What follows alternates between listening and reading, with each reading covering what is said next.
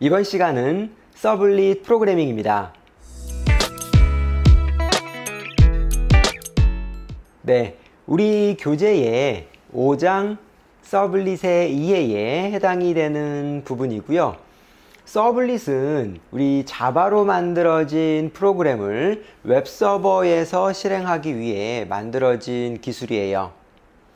기본적으로 데이터베이스 연동이나 또 외부 서비스와의 연동을 담당하는 영역이고요. 서블릿은 이렇게 데이터베이스와 연동을 해서 가지고 온 데이터를 또 화면에 보여줄 HTML과 결합해서 그대로 클라이언트에 돌려보낼 수도 있고요. 또 JSP와 연동해서 사용을 하는 것도 가능해요. 보다 바람직한 것은 우리가 앞으로 배우게 될 MVC 패턴에 의해서 서블릿을 컨트롤러로만 사용을 하는 거예요. 네, 그 부분은 우리가 또 뒤에서 자세히 배워보도록 하고요.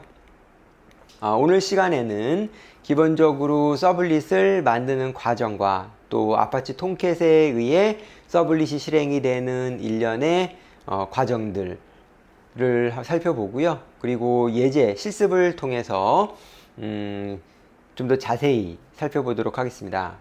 먼저 헬로 월드 서블릿을 통해서 이클립스에서 서블릿을 만드는 과정을 하나하나 살펴보게 될 거고요. 그리고 계산기 프로그램을 통해서 우리가 실제 사용할 수 있는 어떤 웹 기반의 응용 프로그램을 서블릿으로 어떻게 만드는지 배워보도록 하겠습니다.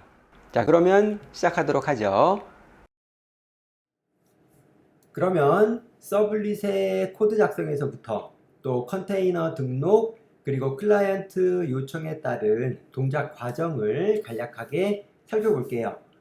먼저 개발자는 HTTP 서블릿이라는 클래스를 상속받아서 여러분들만의 서블릿을 만들게 됩니다. 자, 이때 우리가 골뱅이 웹 서블릿이라고 하는 애너테이션이 사용하게 되고요. 애너테이션을 사용하게 되고 이 애너테이션을 통해서 아파치 톰캣은 우리가 만든 자바 클래스가 서블릿이라는 것으로 인지하고 로드하게 됩니다.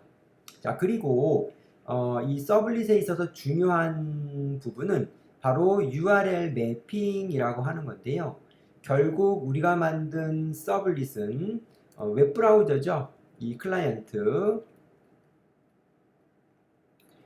클라이언트인 웹브라우저의 사용자 요청에 따라서 호출이 돼야 되는데 어떤 요청에 의해서 실행이 되도록 설정을 하는 부분이 매우 중요한 거죠. 그게 바로 URL 매핑이고요. 우리가 그 애너테이션과 함께 URL 패턴스라고 하는 속성 값으로 요청 URL 규격을 넣게 돼요. 여기서는 헬로라고 하는 요청이 들어오면 우리가 만든 서블릿을 실행해라 라는 의미입니다.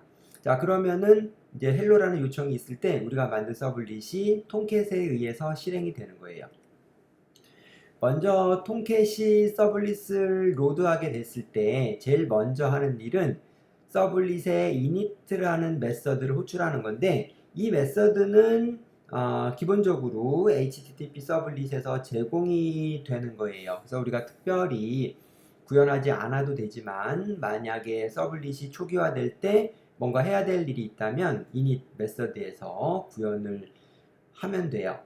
자, 이후에는 서블릿은 실행된 상태로 있는 거예요. 계속 실행된 상태로 있고 클라이언트의 요청에 따라서 그리고 이 클라이언트 요청들은 동시에 발생할 수 있기 때문에 아파치 톰캣이 멀티스레드 방식으로 요청을 처리해요. 그래서 굉장히 많은 클라이언트 요청도 동시에 빠른 속도로 처리할 수 있는 거고요. 만약에 사용자 요청이 헬로라는 요청이 들어왔다면 헬로 서블릿에 우리가 만든 마이 서블릿에 서비스라는 메서드가 호출이 돼요. 그리고 이 서비스라는 메서드는 사용자 요청이 get 방식이면 2get, 포스트 방식이면 두 포스트 메서드를 호출하게 되죠. get이나 post는 HTTP 프로토콜에서 제공이 되는 우리가 메서드라고 하는 건데요. 이제 get 방식은 서버에 있는 리소스, 즉 HTML이든 이미지든 프로그램이든 호출해서 그 결과를 받아가기 위한 용도의 요청을 우리가 get이라고 하고, 클라이언트가 어떤 데이터를 서버로 보내는 요청을 우리가 post라고 해요. 그래서 가장 대표적인 게 get과 post고, 그 이외에도 뭐 put, delete 등과 같이 여러 개의 메서드가 있어요. 그래서 우리가 제공하고자 하는 메서드들을 이렇게 do get, do post, do delete와 같이 제공을 하면 되는 거고요. 이제 메서드를 오버라이딩해서 우리가 직접 구현을 하면 됩니다. 보통은 get과 post만 하면 되고요. 실질적으로는 요청은 get이나 post로 분리돼서 올 수 있지만 내부적인 코드는 대부분의 경우에는 get이나 post나 같은 경우가 많아요. 그래서 post에서 get을 호출하거나 get에서 post를 호출하거나 하는 방식으로 코드는 단일화해서 사용하는 경우가 많이 있어요. 자, 이렇게 사용자 요청을 처리하다가 통캣이 종료되거나 혹은 관리의 목적에서 특정 서블릿을 이제 언로드 하게 되면 서블릿의 destroy라는 메서드가 호출이 되면서 종료가 되는 거죠. 자, 그래서 init 메서드와 마찬가지로 뭔가 우리가 서블릿이 종료될 때 정리할 작업이 있다면 destroy에서 하면 돼요. 예를 들어서 우리가 어떤 서블릿이 DB 연동을 한다 라고 가정을 했을 때 이 DB와의 연동 작업을 미리 init에서 만들어 둘 수 있고요. destroy에서 DB 연동을 종료하거나 혹은 현재 메모리 상에 있는 데이터를 DB에 저장하고 DB 연결을 종료하거나 뭐 이제 이러한 일련의 작업들을 destroy에서 할 수 있는 거예요. 자, 이게 여기까지가 기본적인 서블릿의 개발과 동작 과정이고요. 자, 그러면 헬로 월드 서블릿을 통해서 이제 우리가 어떻게 서블릿을 만들고 또 통캣과 연동해서 실행을 하는지 살펴보도록 하겠습니다. 그 이외에 서블릿 클래스 구조와 생명주기, 또 페이지 이동과 정보 공유 등은 우리 교재를 통해서 여러분들이 하나하나 학습해 나가면 되겠습니다. 자, 그러면 헬로 월드 서블릿 만들기 같이 해보도록 하죠. 네, 그러면은 여러분들 이클립스를 실행하도록 하고요. 우리 JW북 프로젝트에 계속 이어서 작업을 하면 됩니다. 먼저 헬로 월드 서블릿 같은 경우에는 서블릿이고 또 서블릿은 자바로 만들어지기 때문에 기본적으로 src 메인의 자바에서 출발해요. 우리가 HTML이나 JSP는 이제 우리가 웹 앱 폴더에서 시작을 하고요. 서블릿은 자바이기 때문에 src 메인의 자바로부터 시작을 합니다. 자, 오른쪽 마우스 눌러서 New, 아래쪽에 보면은 서블릿이 있어요. 근데 이제 여러분들이 혹시 서블릿이 안 보이는 경우가 있을 텐데요. 그런 경우에는 여러분들이 이 퍼스펙티브라고 하는 것을 다른 걸로 선택한 거예요. 예를 들면 자바로. 지금 이 퍼스펙티브 우측에 있는 이 버튼들이 퍼스펙티브인데요. 이게 자바로 되어 있기 때문에 안 보이는 거예요. 물론 이 상태에서도 우리가 New Other의 웹에 서블릿을 찾아서 할 수도 있어요. 그러나 좀 더 편하게 하기 위해서는 이 자바 EE 퍼스펙티브라는 게 선택된 상태에서 하는 게 더 좋죠. 네, 오른쪽 마우스 눌러서 New 서블릿을 선택해 주면은 되겠고요. 패키지는 우리가 자바랑 똑같아요. 자바 코드이기 때문에 패키지는 우리가 챕터 05로 붙여주고요. 그 다음에 클래스의 이름은 헬로 월드라고 작성을 합니다. 자, 이때 슈퍼 클래스가 HTTP 서블릿으로 되어 있는데 이거는 고칠 필요가 없어요. 대부분 그냥 쓰고요.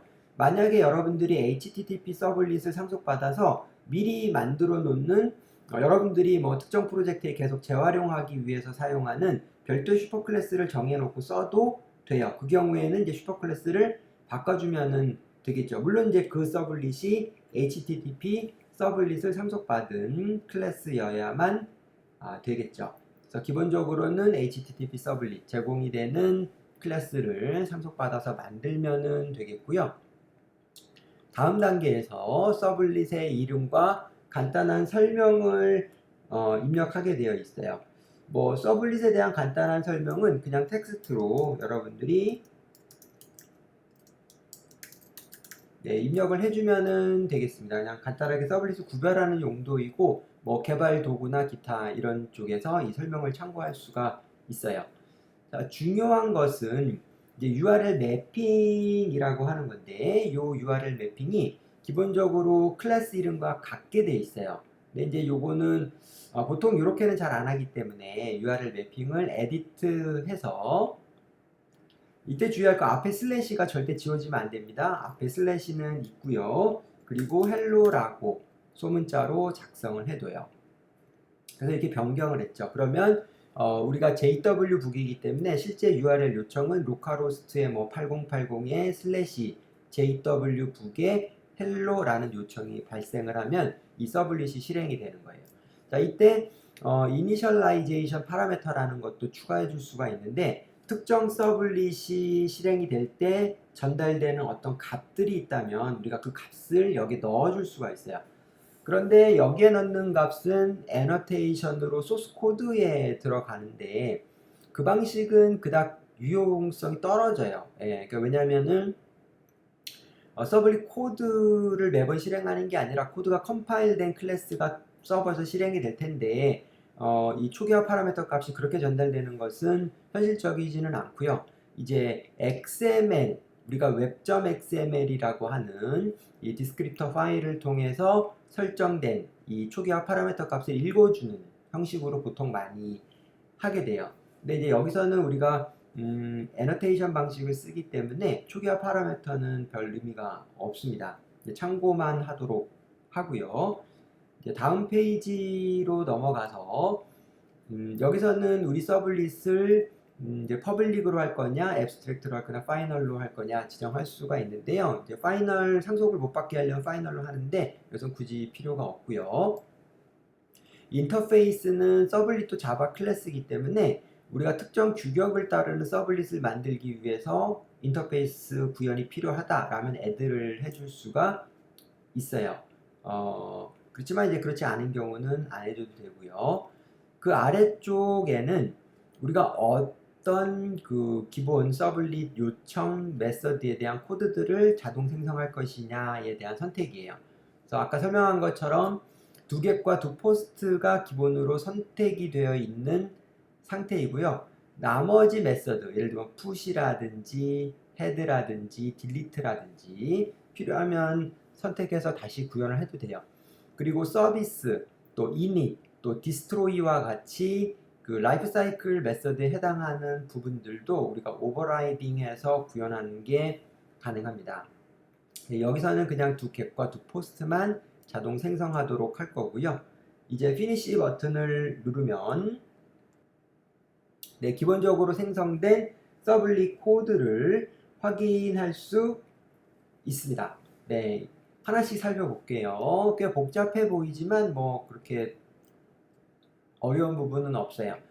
먼저 패키지 선언이 있고 우리가 서블릿을 라이브러리를 사용했기 때문에 자바 x.서블릿으로 해당이 되는 시작이 되는 각종 서블릿 관련된 클래스들 임포트가 들어가게 되고요. 이제 골뱅이 웹 서블릿이 바로 애너테이션이에요. 여기서는 아까 우리가 작성을 했던 디스크립션과 URL 패턴이 이렇게 파라미터 들어가 있습니다. 그래서 요 요청에 따라 실행이 되고요. 서블릿을 생성할 때 나왔던 그 화면이 아니고 여기서 URL 패턴을 직접 수정해도 되죠. 보통은 요 코드 상에서 합니다. 그리고 여기 보면 헬로 월드 생성자가 있죠. 자바 클래스와 마찬가지로 서블릿이 최초에 실행이 될 때, 객체로 생성이 될 때 호출이 되는 영역이에요. 마찬가지로 뭔가 해야 될 게 있다면 여기 넣어주면 되겠고요. 우리가 관심을 가져야 될 건 바로 두 get과 두 post입니다. 그래서 아까 설명한 것처럼 두 post에서 그냥 두 get을 호출하고 있어요. 그래서 만약에 get과 post 방식을 전혀 다르게 처리한다면은 각각 따로 구현하는데, 일반적인 경우에는 보통 요청은 구분해야 될 필요가 있지만 처리는 동일한 경우가 많이 있어요. 그래서 보통 두 post에서 두 get을 부르거나 하는 형태로 작성을 하죠. 자, 이때 두 개과 두 포스트에는 두 개의 파라미터가 있어요. 첫 번째는 HTTP 서블릿 리퀘스트라고 하는 클래스 타입의 리퀘스트, 또 HTTP 서블릿 리스폰스라고 하는 타입의 리스폰스 객체가 전달이 되는데, 이 상당히 중요해요. 나중에 우리가 JSP를 배울 때에도 꼭 알고 있어야 되는 개념인데, 리퀘스트는 사용자 요청에 대한 정보를 담고 있는 객체예요. 그리고 리스폰스는 서버에서 사용자에게, 클라이언트에게 되돌려주기 위한 어떤 정보들을 처리할 수 있는 객체입니다. 당연히 자바 클래스 타입이기 때문에 요 객체들이 제공하는, 요 클래스 타입들이 제공하는 메서드들을 통해서 여러 가지 우리가 정보를 습득하거나 또 기능을 동작시킬 수가 있어요. 상당히 중요합니다. 그래서 사용자로부터 오는 거는 리퀘스트 쪽, 사용자에게 돌려줄, 클라이언트에게 돌려줄 건 리스폰스를 찾으면 됩니다. 이 부분과 관련된 좀 더 자세한 사항은 우리 교재에 잘 설명이 되어 있고요. 주요 메서드들도 꼭 기억해 주기 바래요. 자, 여기서는 기본 생성된 코드고요. 리스폰스, 즉 사용자에게 되돌려주기 위한 것과 관련된 객체라고 그랬죠. 이 리스폰스의 getWriter 메서드로 호출해요. 그러면 이 출력 스트림이 만들어지는데, 우리가 서블릿에서 어떤 데이터를 출력할 때 그게 자바의 서버의 콘솔로 출력이 되면 안 되고, 이게 웹브라우저에 출력이 돼요. 그래서 이제 이 웹브라우저에 출력될 수 있는 프린트 스트림의 역할을 하는 것이 바로 이 response.getWriter입니다. 사용을 해서 우리가 예를 들면 system.out.println 하면은 뭔가를 출력하잖아요. 그래서 우리가 response.getWriter로 받은 printWriter라는 객체를 통해 가지고 출력문 등을 사용을 할 수 있습니다. 근데 이제 프린트 문을 쓰기보다는 우리가 이제 어펜드 문을 써가지고 문자열을 조합하는 게 조금 더 성능적으로 유리한 부분이 있기 때문에 프린트 ln과 같은 메서드를 쓸 수 있지만 어펜드 메서드를 썼어요. 그래서 served at 하고 이제 컨텍스트 패스라 그래서 사용자 요청 URL 경로를 표현해 줍니다. 근데 이제 이거는 별로 의미가 없으니까 우리는 이 부분을 지우고 우리가 다시 작성을 할게요. 요거는 좀 되살려야 되니까 잠깐 두고요. 출력 스트림은 필요하기 때문에, 그래서 print writer out은 response.getWriter 이렇게 만들어줍니다. 이때 print writer는 java.io 패키지에 있는 print writer 클래스 타입을 임포트 해야지 되겠고요. 자, 그리고 하나 더 추가를 해줘야 되는데요. 우리가 한글 처리를 위해서 response 객체에 set content type이라는 메서드를 이용을 해서 text html 캐릭터 set는 utf-8 이렇게 설정을 해주게 되죠. 자, 주의할 거는 요 set content type에 들어가는 요 text html, 그 다음에 캐릭터 set은 utf-8 요 부분이 문자열 안에 들어가 있기 때문에 이게 문법 체크가 안 돼요. 그래서 이걸 잘못 쓰게 되면 여러분들이 나중에 에러가 발생합니다. 지금도 제가 스펠이 틀렸었는데 에러가 발생하지 않아요. 그래서 이 부분 틀리지 않도록 주의합니다. 그래서 만약에 에러가 나면 이 부분에서 여러분들이 뭔가 잘못한 거예요.